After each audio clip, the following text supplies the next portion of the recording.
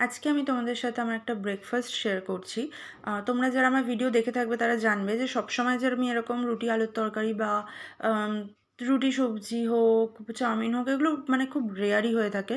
বেশিরভাগ টাইম কিন্তু আমি ছাতু চিড়ে এগুলোই খেয়ে থাকি সকালের বেলাটা। তো যেদিন আমি এই খাবারগুলো পাই সেদিন আমি খুবই খুশি হয়ে যাই। মানে আমার একটু রান্না করা খাবার খেতে বেশ ভালো লাগে।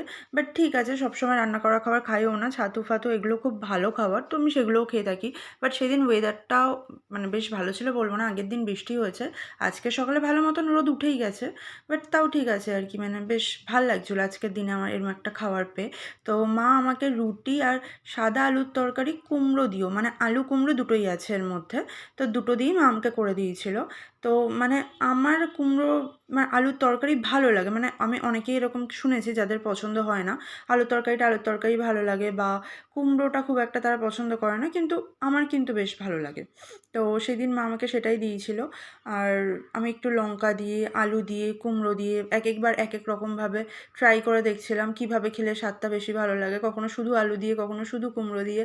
আর বিশেষ করে কুমড়োটা ঠিক আছে আমার ভালো লাগে, বাট তার থেকে অবভিয়াসলি আলুটা বেশি পছন্দের, তাই আমি কী করি, খাওয়ার সময় মানে সবই পছন্দের কিন্তু যেটা বেশি পছন্দের সেটাকে আমি একটু শেষের জন্য রেখে দিই, যে ওটা আমি পরেই বেশিটা ভালো করে খাবো।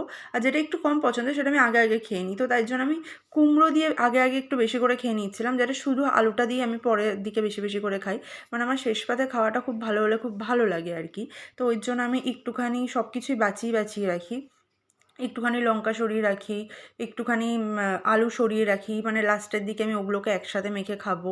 তো আমার এইভাবে খেতে খুব ভালো লাগে আর কি। তোমরাও আমাকে অবশ্যই কমেন্টে জানাবে যে তোমাদের এরকম সাদা আলুর তরকারি কুমড়ো দিয়ে তোমরা ট্রাই করেছো নাকি, আর করে থাকলেও সেটা কেমন লাগে।